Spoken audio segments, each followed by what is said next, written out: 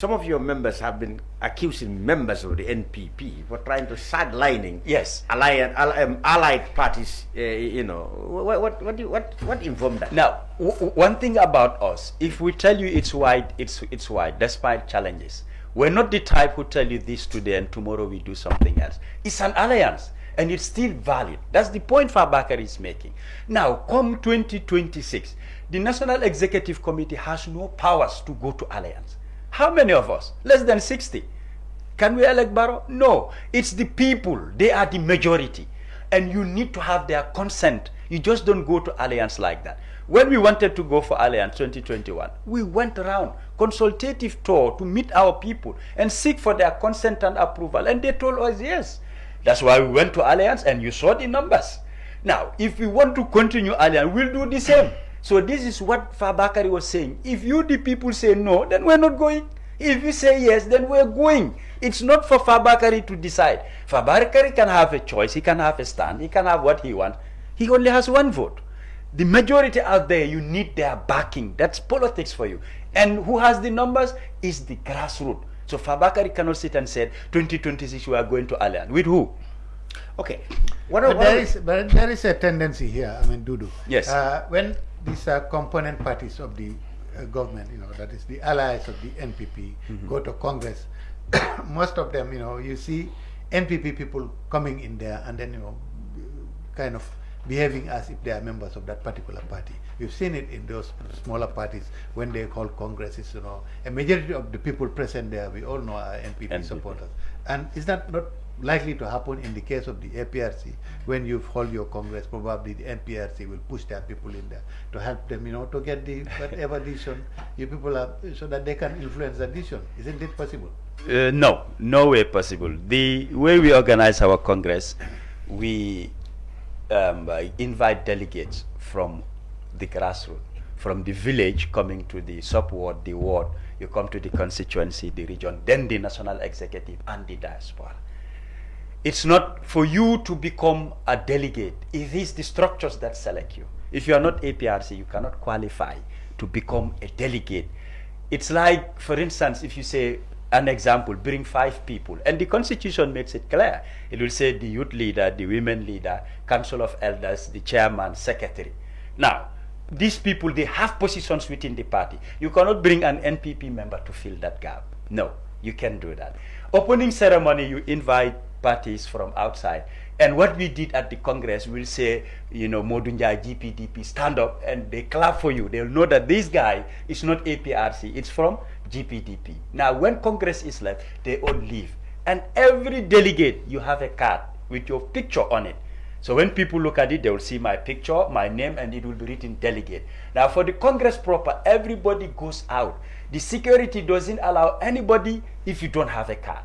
If you lose your card, it is the constituency or the ward, whoever, the chairperson, that would have to come and identify you to give that guarantee that is part of our delegates. And we have the list and names. Good. So nobody was there who wasn't APRC. So in fact, even our people, some came without being delegates. They were outside. Inside was jam-packed. Outside, 2 people were many. We hired a band for them. At least we don't want to leave them sitting like that. Let the band entertain them, and they keep enjoying themselves. So Haji maybe and others were right that you use your expertise and to cohese the NPP. I mean, so they are right. But to dictate this Congress. So you have a lot of financed by us. You may allow me. Yes, I think there's a point, because since we are on the political side here, I was looking at Jammeh's issues on national security perspective. Yeah. But to the political side, I think elections proves parties' powers. To me, APRC Fabakary Tumanjata led alliance, and the NATO alliance Jammeh agenda promoters. If you come in terms of numbers, they have the numbers. But seriously, they have shown in the they have the numbers. They are the third elected. No, we only know that in the legislative elections. That's the only way we could have known. No, they only make alliance with the Mama Kande in the presidential. But before that, there was something that happened which might even reduce their powers, trying to bring a kind of that fraction within them. Jammeh first go with someone else before he suddenly broke with that person, and then yes, when with Mama Kande. So political statements we are using it that might cause the Mama Kande led APRC. Was it like that? So what I'm trying to tell you here, in the local government elections, come to the National Assembly elections, APRC Fabaka Tumunyada led cannot brag that they have the support. They don't. Coming to Phonis, APRC NATO Alliance conquered the entire Phonis. Yeah, but don't forget that is the base. That is the base. That's their only base. That is the base. That is not the yardstick. No, talk about numbers. No, for me, that is the yardstick. Coming to the Fabaka Tumunyada led followers. I can tell you, since the Barrow Youth Movement, formation of Barrow Youth Movement, supporters from Jammeh at the provincial areas like Basse and CRR, majority of them all lose hope on the APRC. They all align with with Barrow Youth Movement, coming to Barrow agenda promoters. They were never APRC. Seriously? Yes, of course.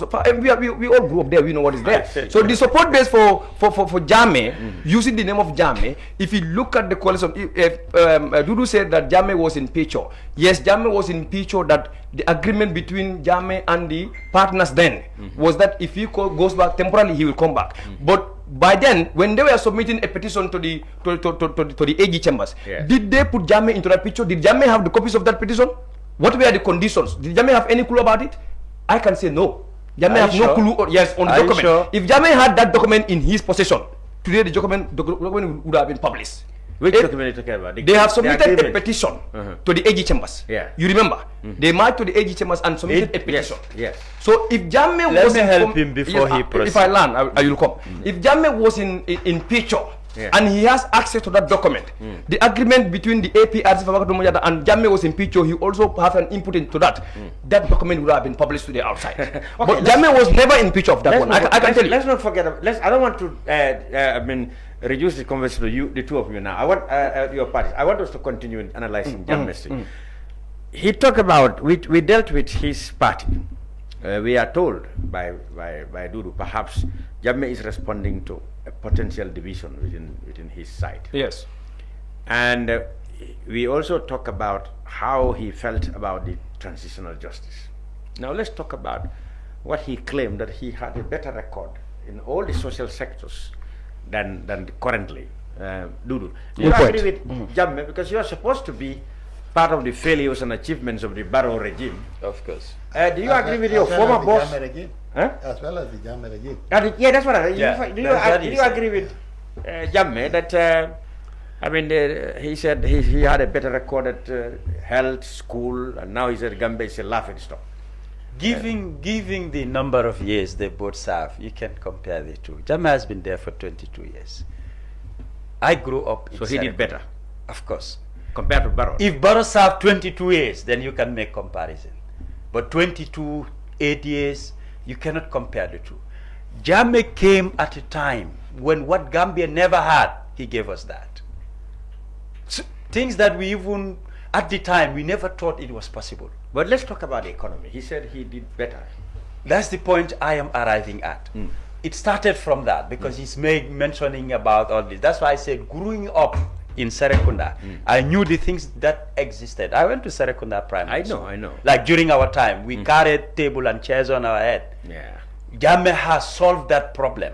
And most of the people in the provinces, they used to come and reside here in the urban areas to have opportunity to go to school. Jammeh told them, no, you don't need to come all the way here. I'll build schools for you, which he did.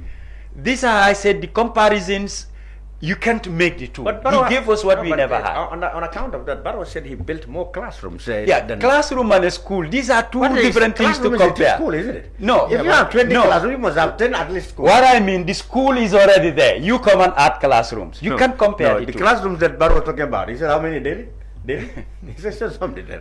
The classroom Barrow talk about. What I'm saying here. I think Dodou is right here. Yes. I understand what Jammeh is not talking about classrooms. He will tell you primary schools and high schools he built. Including the University of the Gambia. Okay. Including the university. Yeah. Jammeh gave us things we never had at the time. For instance, People who used to come all the way from Gunjur, come to school, their uniforms, they would put it inside their bag. In their When bag. they reach at the school, they wear it. Is They that wear it. happening? Yeah. Jammeh, save us from all that. I am giving you facts. That's why I said I was there in the midst of growing I up. understand I perfectly. knew what happened. Yeah. So if you want to make comparisons, it's not the same. Yeah. Whatever Barrow give us today, it's already in existence. Roads, bridges, it has existed. If you yet- give But Barrow said he built more roads than Jammeh and Barrow combined. Jawara combined. He is talking about land.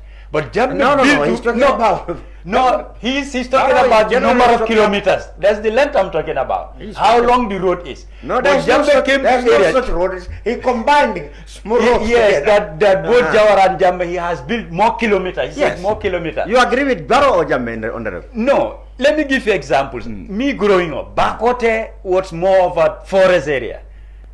My dad has a land, and my grandfather used to cultivate that land. Nobody wanted to live around those areas. But when Jammeh came, development, not only Bakote, even Sukuta, Burusubi, Jammeh, Yarambamba, these Jammeh, were areas Jammeh. people were not even thinking of living, which is in the heart. Yeah. No, we talk about. You're getting my We point. know those are all arguments. Yes. This is an argument he said. Within the last 8 years, Yeah. in fact, he said they destroyed the government. He said they destroyed the country. Yeah, he talked about the health sector. For example, the Farafenni General Hospital. Even the Senegalese used to come for treatment. But today it's the other way around. It is us going to He said Senegal. it's a laughing stock. These are the comparisons that he's trying to talk about. Now, the government is building hospitals, trying to equip it with modern equipment. Maybe we'll reach there when Senegal will be coming back. But depending the level of development in Senegal, I don't foresee that. That's why I said the times are not the same. He This said- is the point he talked I'm trying to put He in talked here. about crimes, and in fact, and coincidentally, when he talked about armed robbery, the very next day we had the police said some robbers attacked banks and I don't know. On Western Union videos. You know, money the exchange. issue of security, Jammeh never took it lightly. The whole world can attest to that. Gambia was a safe haven. At the time whereby even at night you can walk to remote places without having the fear of thought coming to you that something would have happened. The security were vigilant. It was not only left with the police, but even the soldiers. They used to man checkpoints and patrols. That helped a lot compared to today. That turned the country into a dictatorship as well. Well, yes. People can attest to that, but the level of security, even the tourists who used to come to the Gambia are making comparison that Gambia is no more safe. So this so burglaries, Jammeh is right on people that been score. killed. No, of course. No, I mean, there is no doubt that Jammeh, facts are there. had a legacy, a good legacy, but he, I mean, along the way, actually, he destroyed his legacy by, allowing himself to be, this regime to become a bit brutal and, on kind of doing things that were not, but definitely he built a legacy. The legacy was positive to a certain extent, but it was kind of overshadowed by, some of the bad things that his regime. Haji